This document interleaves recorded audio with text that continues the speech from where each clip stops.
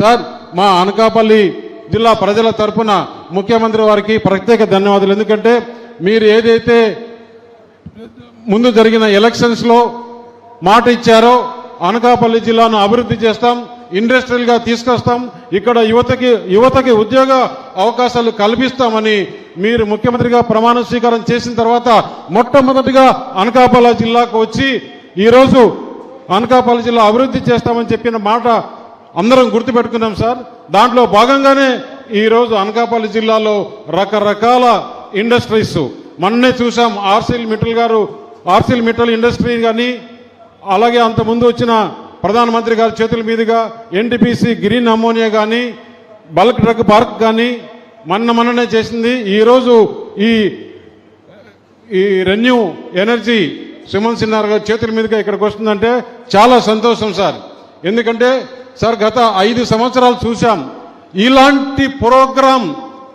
ఇలాంటి ప్రోగ్రాం ఆంధ్రప్రదేశ్లో ఏ రోజైనా జగన్మోహన్ రెడ్డి పాలనలో మనం చూసామా?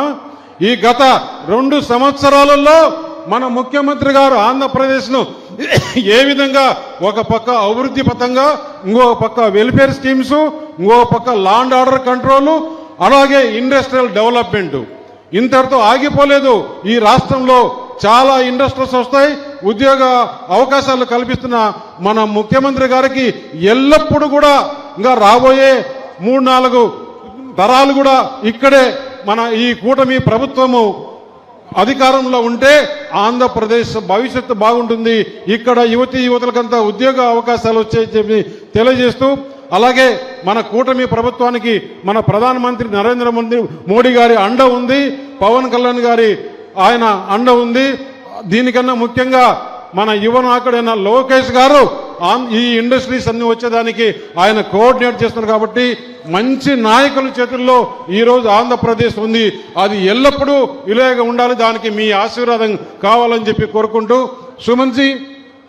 Suman ji, I seen you are pan India, you are doing the all industries, clean energy, green energy, emission free. Not only this in Andhra Pradesh, there are lot of opportunities. You are very safe hands, in good hands. Our visionary leader Chandrababu Naidu is a industry friendly. Since last 35 years, I am seeing Chandrababu Naidu how dedicated, how fast he will give clearance. You are in good safe hands. Not only this, in future so many other whatever related this solar and green energy, you can opt Andhra Pradesh only. This is my request. And here Anakapalli people are very good people, very cooperative. Your industry is smoothly in the safe hands in Anakapalli district, I am saying, sir. In this, again I am requesting the farmers of this local area. ఇక్కడ ఉండే farmers కి కొంతమంది రకరకాలుగా చెప్తున్నారు ఇక్కడ విలేజ్లను shift చేయాలని. ఇప్పుడే ముఖ్యమంత్రి గారు హామీ ఇచ్చారు, అందరి దగ్గర ఉన్నప్పుడు చెప్పారు.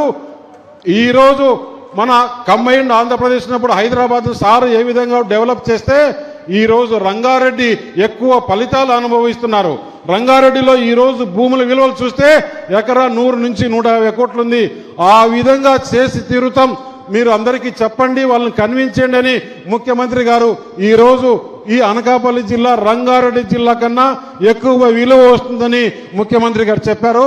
దానికి అనుగుణంగా మేము కూడా మీతో మాట్లాడతాం. ఇప్పుడు జరిగే స్పీచ్లో కూడా ముఖ్యమంత్రి గారు మన జిల్లా గురించి సవివరంగా ఏ విధంగా డెవలప్ అవుతుందో చెప్తారు.